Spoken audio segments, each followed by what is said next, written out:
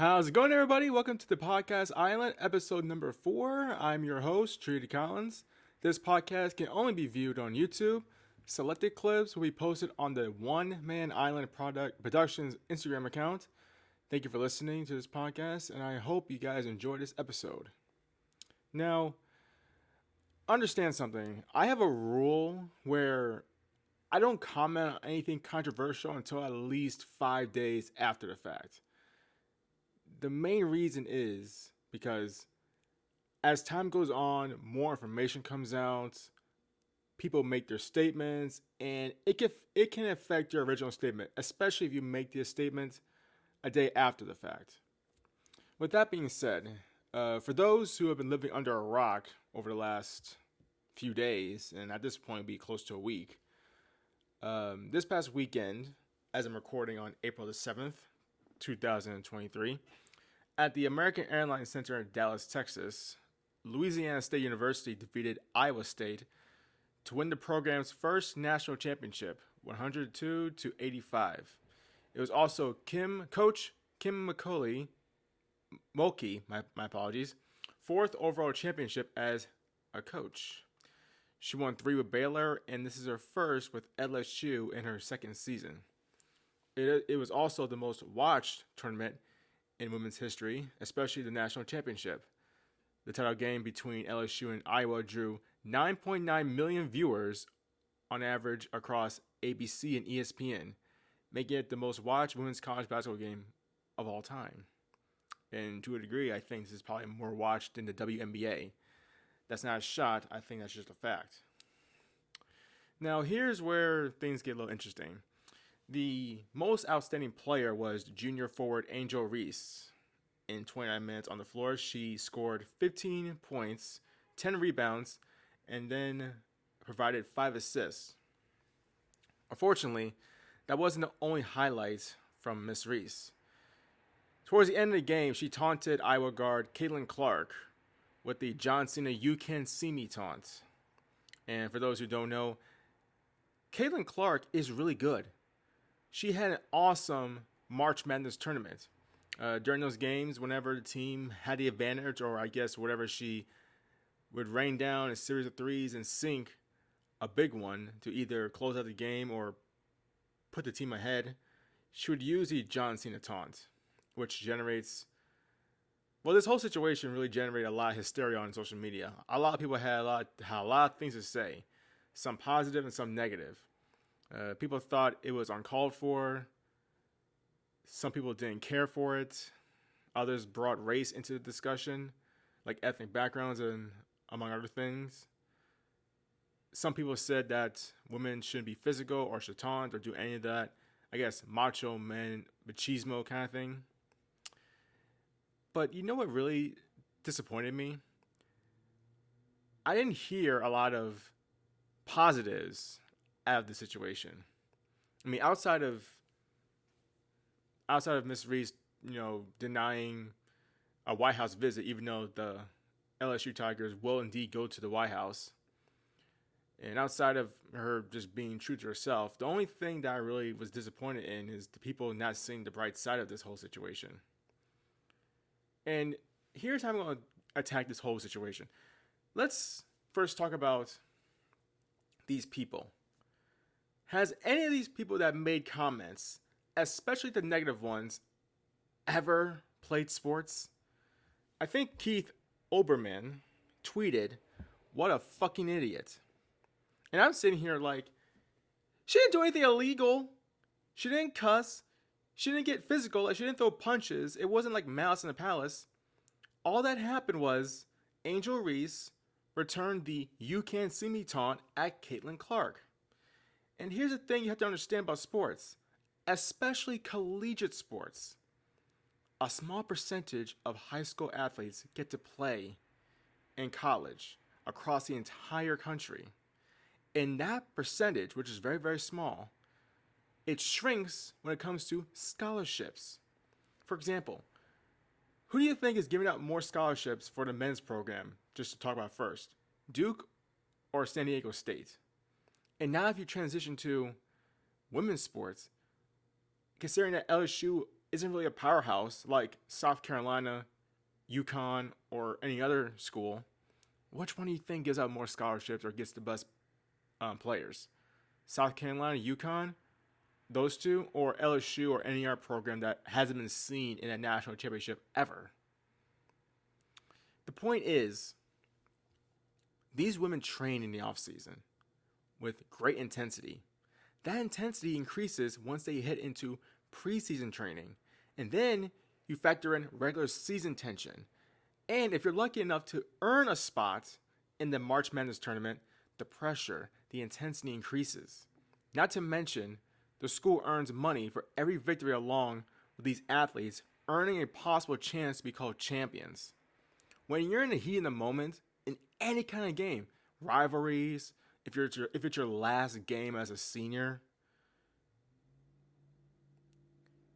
and you're raining down threes on your opponent, like Caitlyn Clark was doing sometimes, you start to tell yourself and you start to believe that you're the best. And sometimes your emotions get the best of you. And sometimes you just say, hey, I'm the best. Or if you're like, what's his name? Steph Curry, you do a little shimmy. Any athlete, no matter if you're a professional, you're an amateur, if you're on a blacktop, whatever, if you're competitive and you understand, you're not offended by this because it wasn't excessive. She wasn't on social media front running. She didn't talk trash to her after the game. It was just within the confines of an athletic contest. Caitlyn Clark was feeling herself, and Angel Reese returned the favor. These are just unwritten rules. It's competitive, and that's all it is. And when I see that, when I see this, again, all I think is these people never played sports ever in their lives.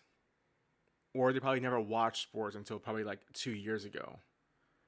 Understand something. Larry Bird talked trash. Shannon Sharp on FS1. When he played, he talked a lot of trash. People don't understand. See, sports is already entertaining enough. Baseball, basketball, track and field, football, ice hockey, things, it's already fun. But trust me, if you add a little trash talking, and here's the thing, we say trash talking, but it's more like a slang term for competitive banter. That's all it is. It's just competitive banter. People just say, hey, you ain't nothing. But listen, when we're saying that, we're not actually being serious. It's just competitive banter. That's all it is. And it's just seasoning on a steak. The seasoning being the trash talk and the steak being the sport. It adds more character to the game. And I don't mean character as in like the Iron Man or Tony Stark kind of character or wrestling characters. What I mean is it just provides more flavor. It just creates more moments and it adds to the importance of the game. And hell, rivalries can be made from this. Like Magic Johnson and Larry Bird, Tom Brady versus Peyton Manning, Ali, Frazier, Duke, North Carolina, The Rock, and Stone Cold Steve Austin. I understand that's wrestling, but still. I mean, hey, hell, Muhammad Ali talked the most trash, and he got people to want to either, pay a ticket to see him get his ass kicked or see him kick some ass. It's either one of the two. Do you guys know what? And I'm going to transition into why trash talking in this is really cool. And I'm not saying excessive, but just the you can't see me thing. Understand something. Do you know what makes an iconic game high stakes, i.e. championship games? You need stars on both teams. You need high quality of play. And you need an element of tension. For example, one of my favorite football games wasn't the Super Bowl between the Eagles and Chiefs. Believe it or not, it was the Chiefs and the Bengals in the 2022 AFC Conference Championship game. Now think about it. It's the Conference Championship game. Patrick Mahomes, Joe Burrow, Travis Kelce, Jamar Chase. In the last 3 games between these two teams, the Bengals have won by 3 points each time. And the week prior, Mike Hilton and I think Eli Apple were talking trash into the camera while beating the Bills in the divisional round of the AFC playoffs. They were saying, and I quote, We'll see you guys in Burrowhead, in reference to the Arrowhead Stadium, which is where the Chiefs played, and which was where the game was played. Talking about casting the first stone. The game was intense. It was awesome. It provided moments. And guess what? It was entertaining. And you can't tell me that the Chiefs weren't fired up for that game, because they were. And now it becomes a moment. It adds to the chapter in the legacy between both those teams and both those players. And listen, I'll end this podcast with this.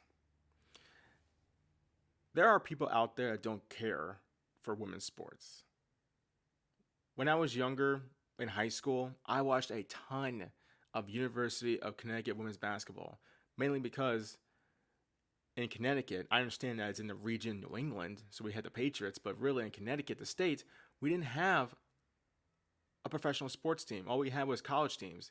And University of Connecticut men's and women's teams, they was pretty much all we had, even bigger than minor league baseball teams. But the women's teams, they were winning every year. They won 4 years in a row at one point. And I think that if women's basketball had more attitude like this, some chippiness, high efficient basketball, close games, intriguing storylines, stars, then they can rise to prominence. People forget that the NBA was on tape delay at one point. That was before Magic Johnson and Larry Bird took the entire league by storm and created intrigue and urgency to watch these games. And not only that, ad revenue increased. Next thing you know, they're making more money, and now they're in primetime slots on cable television, making them more of a draw. I'm not saying that women's college basketball or even the WNBA will be on the same level as the men's sports. I'm not saying that. But that doesn't mean that they can't grow and maintain quality of viewership. I mean, the WNBA averages 300, I think less than 400,000 viewers on average. So who knows? Maybe their highest grossing was probably like close to 1 million for a championship game. Not sure. But my point is this. When you have stars, when you have a little bit of attitude, when you have all those things, it can play a big factor. And that's not even taking into account that if you lower the rim, because I hear they play on like NBA or higher regulation rims. Listen, people want flash. They just want attitude. They want to know that when they turn the TV on, they have two teams that not only want to win, but there's a level of like dislike. And it doesn't have to be personal. It just has to be entertaining. Now, I'm not saying that they have to be entertainers, but just the element of them not liking each other creates the entertainment. You don't need to be actors. You just need to have that edge. And people like edginess. So, all in all, I think that this whole situation is really overblown. But then again, I kind of like the fact that it was overblown, because now we're talking about it. And now Angel Reese has signed a contract with Rock Nation. It's a big thing for her. And not only that, it's a big thing for sports. And now that she's coming back for her senior season, who knows? Maybe she wins again, and now she'll be the news again. I think Caitlyn Clark is coming back again, so who knows? Maybe they will have a rivalry. Maybe this could be and I'm not comparing it, but it could be, Magic Johnson and Larry Bird. Who knows? Maybe they get drafted to different teams, different conferences, and the only time you can see them play is in a championship game. It's another storyline. Again, I've said this before. Well, I guess I never said this on the podcast, but I have said this to other people. You can create a great league with a few stars and great storylines. By storylines, I mean great competition. Because once you trade off victories and big championship level games, people want to see who's going to win the next one. Who's going to be the best at the two. Because people want to see two great athletes duke it out for 40 minutes, 48 minutes of a athletic contest. That's it. That's all I had to say about this topic. Thank you again for listening to the Podcast Island episode 4. I am your host, Trey Collins. This podcast can only be viewed on YouTube. Selected clips will be posted on the One Man Island Productions Instagram account. Thank you again for listening to this podcast, and I will see you guys in the future.